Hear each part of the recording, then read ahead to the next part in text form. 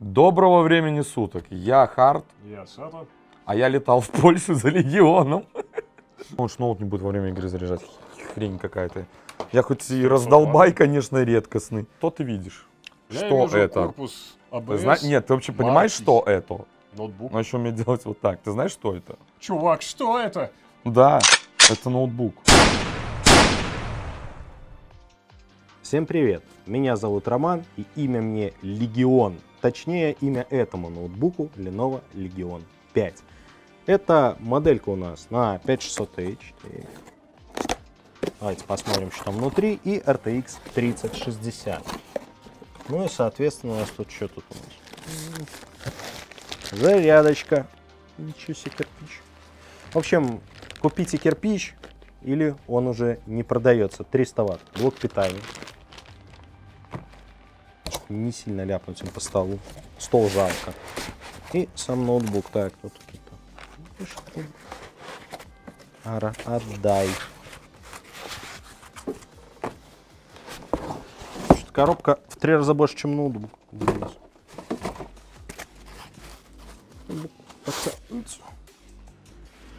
Ноутбук, можно сказать, тоже внушает уважение, потому что такой можно брать на дело.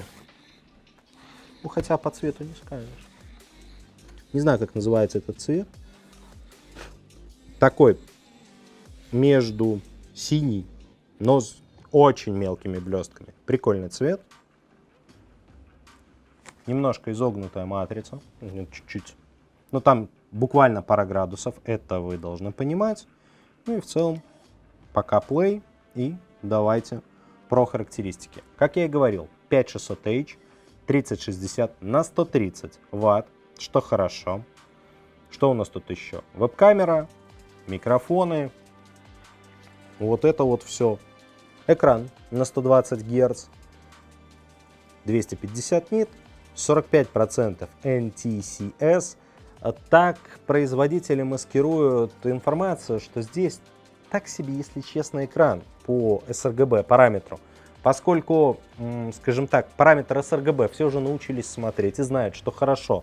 Это когда 99, 98 или 100%. Ну или когда там уже фигурирует цветовой охват Adobe RGB. А NTCS не очень понятно. NTCS сам по себе как охват выше, чем охват, шире, чем sRGB. Но 45% это примерно 62% sRGB. И это говорит нам о том, что экран такое себе на самом деле. Но зато 120 Гц. Углы обзора более-менее приличные, ну и в целом Lenovo во всей своей красе. Синенький тачпад. Стандартный, приятный. Клавиатура стандартная для Lenovo. Приятная. Единственное, что он довольно марки. Вот даже не рискую его сейчас трогать, потому что останутся отпечатки пальцев. И меня посудите, я не воруй, но вот это вот все. Камера с физически отключаемая. Тут где-то есть физический переключатель, который позволяет ее отключать. 2 микрофона, ну и как бы датчик, подсветка, все дела. Что еще здесь такого интересного? Разъемы. Раз уж мы про это начали, вот он, физический разъем отключения камеры и разъем USB. Но это не последний разъем USB здесь. Все основные разъемы находятся сзади. Их тут довольно много. Сеть, да, тип C с DisplayPort, SuperSpeed, USB раз, 2, HDMI, еще один SuperSpeed с чарджером. Но он от него не заряжается, он заряжает от этого разъема, то есть разъем повышенной мощности. Он отмечен значком батарейки. Ну и самозарядка. И даже это еще не все. Еще у нас здесь тип C, еще один, тоже с DisplayPort и комбинированный вход, микрофон, наушники. Ну, как бы, знаете, уверенная в себе комплектация. По сути, 3 USB, 2 тип C, сеть. Это много. Но в нотах обычно разъемов гораздо меньше, и явно, что вот этот ноутбук позиционируется либо как игровой, 120 Гц, как бы, либо как наверное, рабочая станция. Ладно, давайте заглянем внутрь, посмотрим, соответствует ли он вот этим заявлениям и сделаем какой-то вывод.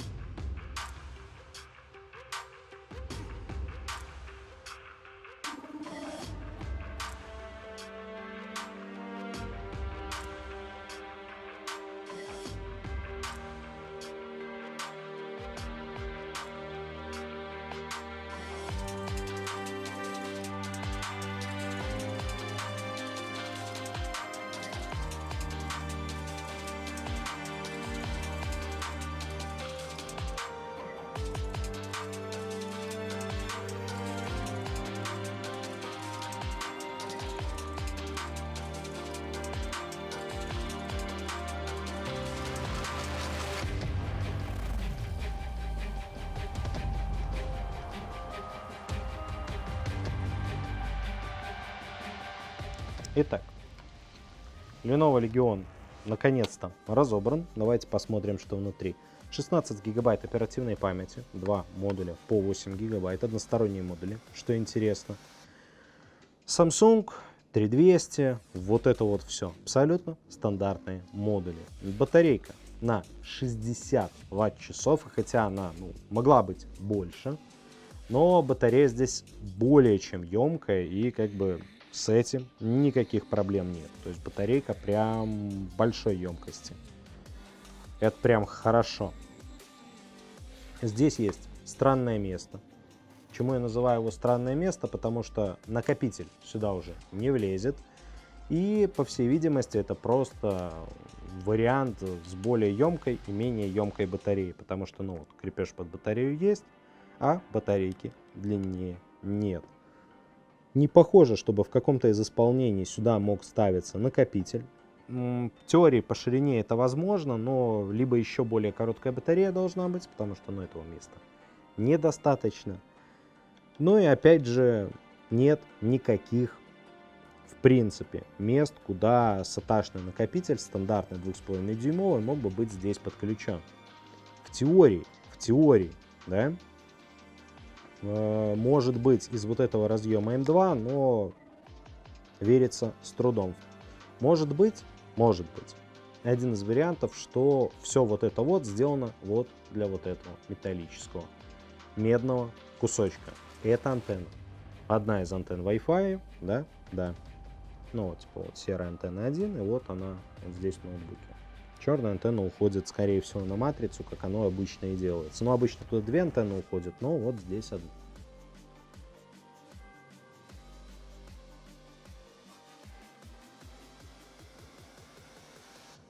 Да, это антенна. Вот провод сюда уходящий. Но это, конечно, так себе антенна. Ну и опять же, она находится под батарейкой, то есть, соответственно, эта батарейка не стала бы препятствием установки там антенны. То есть здесь может стоять батарея более емкая, ну или, по крайней мере, большего размера без каких-либо проблем. Но чего нет, того нет. Два M2 разъема. Раз, два. Оба доступны для использования, оба оснащены вот такими вот штуками. Это радиаторы, она же защита металлическая, наверняка служит еще для усиления жесткости. И вот это вот все. И есть терморассеивающие. Термопрокладочки, есть. Для того, чтобы все это работало надежно и долго. Что есть плюс. Кстати, никогда так не делайте, как я. Ничего не крутите на неотключенной батарее. Здесь у нас Wi-Fi модуль. Опять же, с неуказанным производителем, неуказанной моделью на нем. Ладно, давайте перейдем к самому интересному, что есть в данном ноутбуке. Это, конечно, система охлаждения. А зачем еще берут Legion? Две массивные турбины, которые у нас через противопылевые фильтры и довольно серьезные вентиляционные отверстия получают воздух, то есть с доступом воздуха к турбинам нет вообще никаких проблем. Ну и в целом вся эта конструкция выглядит достаточно массивной. Посмотрите на толщину теплосъемника. Она в толщину тепловой трубки, и это по всей видимости, крашеный алюминий, как обычно, но сама толщина. Накрыт и процессор, и графическая часть. Здесь у нас RTX 3060. И накрыто и VRM, и видеопамять, и сам чип. По 2 8-мм тепловые трубки, одна общая, и по одной отдельно на процессор и память. Плохо, что вот эти тепловые трубки между собой не пересекаются, но как бы, впрочем, ничего нового. Что тут такого интересного? Конечно, это радиаторы. Здесь два радиатора сбоку, они не супер большие, то есть они вот по сути, вот какие здесь есть, они такие же по всей длине. Да, то есть они не очень большие, но достаточно заметны. И здесь два больших радиатора. Они вот такого размера примерно. Ну вот по тепловую трубочку вот так вот идут. Здесь то же самое.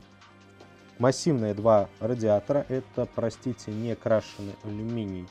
Это крашеная медь, причем уже мятая крашеная медь. Замято несколько ламелей. Сейчас я их поправлю. Ну, как бы, почему бы и нет. И, соответственно, это достаточно неплохое решение. Ну, то есть это крашеная медь. Хотя медь можно было, в принципе, и не красить, наверное. Ну, я вот вижу, типа, там, где они есть небольшие сколы, да, я вижу, что это четко медный радиатор. Четко медный. Это хорошо.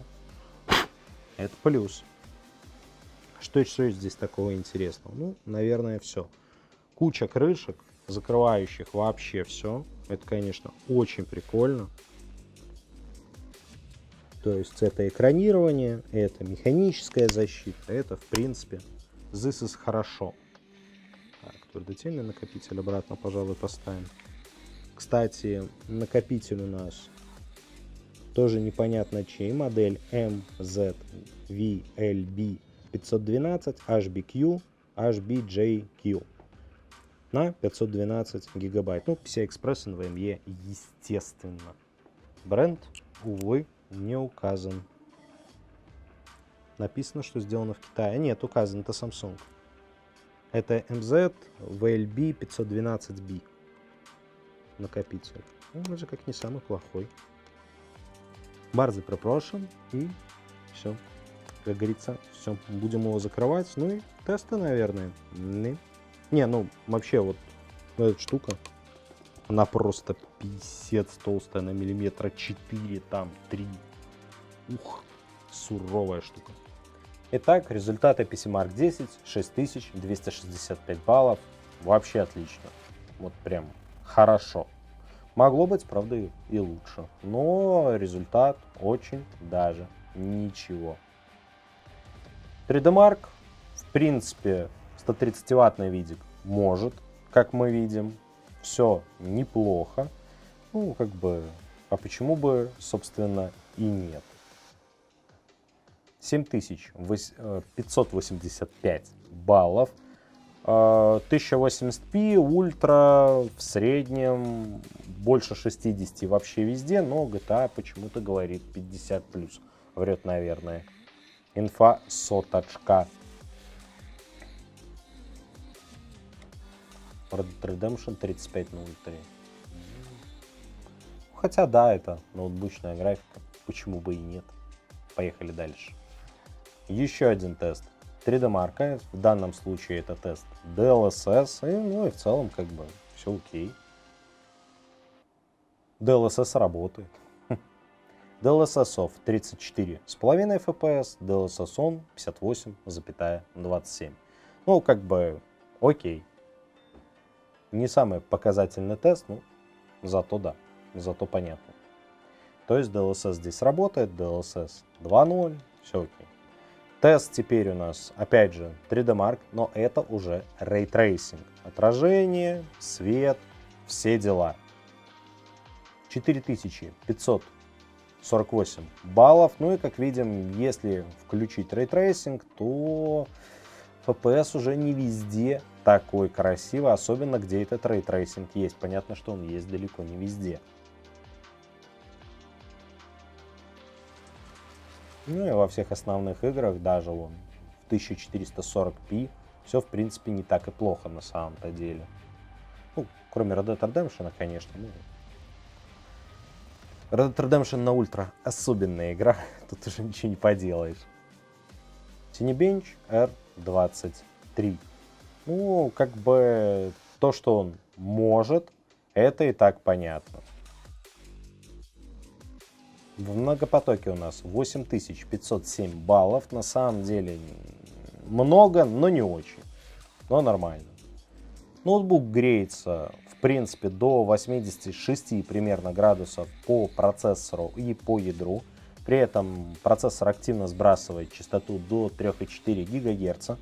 В данном случае, однако, ноутбук греется, ну вот, сам по себе не так сильно. Больше 45 градусов на нем найти не удалось, что довольно неплохо. Кстати, выхлоп не такой горячий, хотя и не очень тихий на полной своей мощности.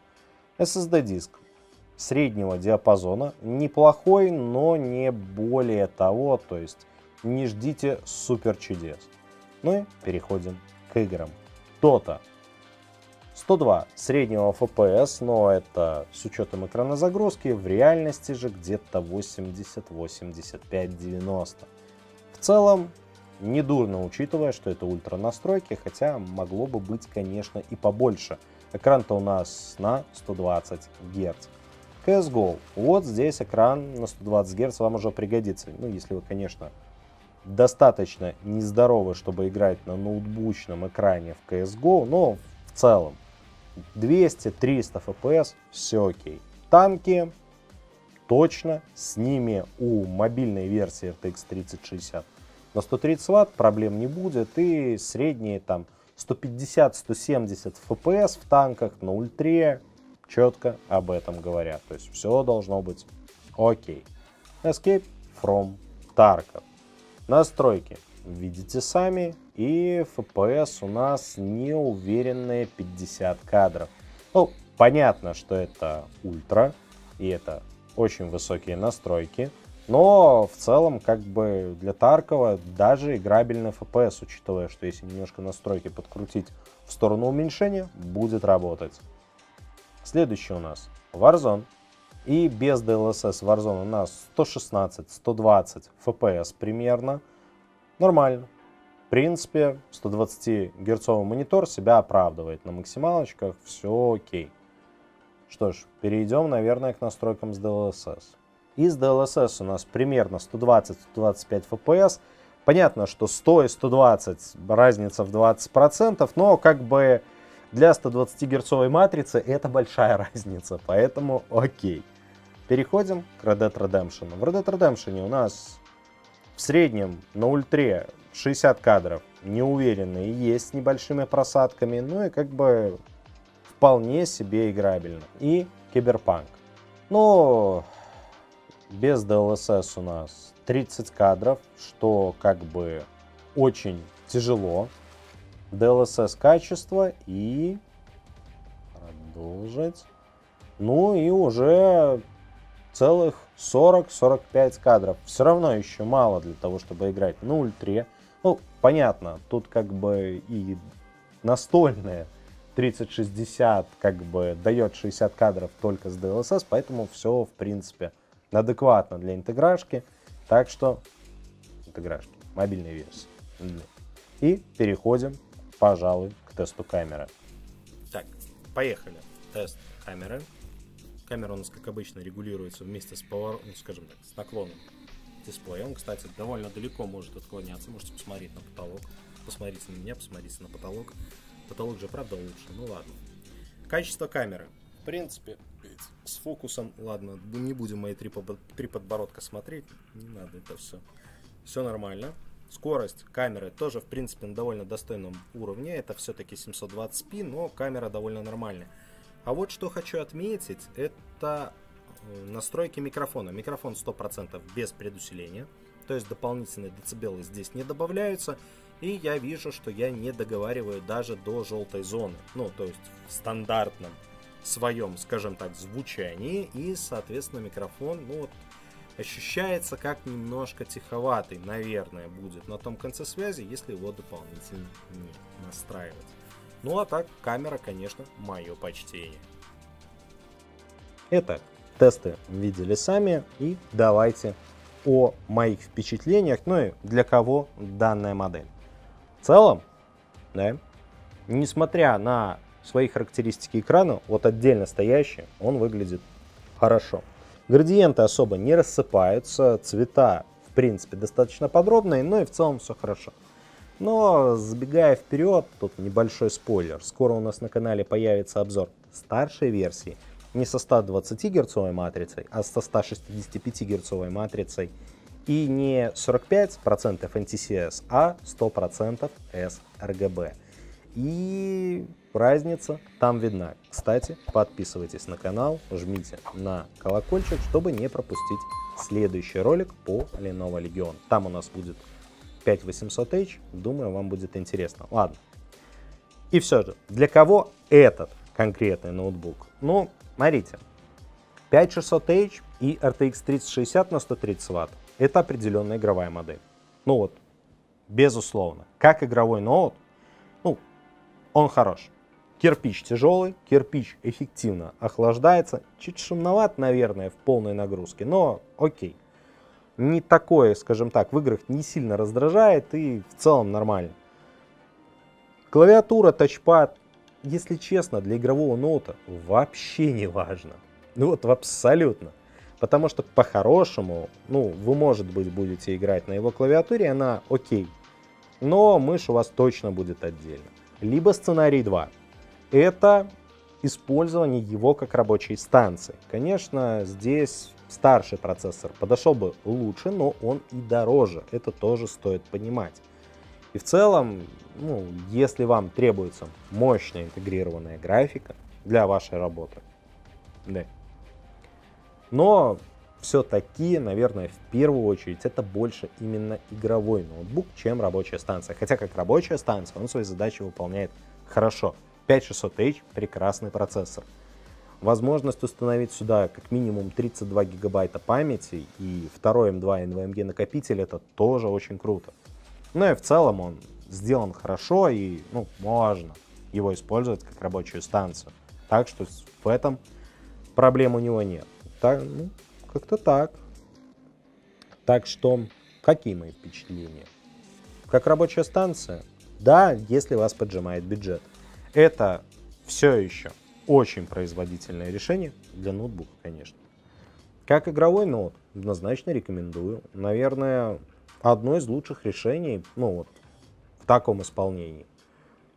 120-герцовый экран, ну вот, то, что надо. 5600H тоже то, что надо для игр. Переплачивать за 5800H, ну, в формате ноутбука, давайте будем честными, не нужно. А вот так он прям самодостаточен и хорош. Поэтому впечатление самое положительное. Lenovo Legion — вещь, которую стоит купить. Ну, а на этом все. Всем пока. И помните, E2 Buy. Только лучшее.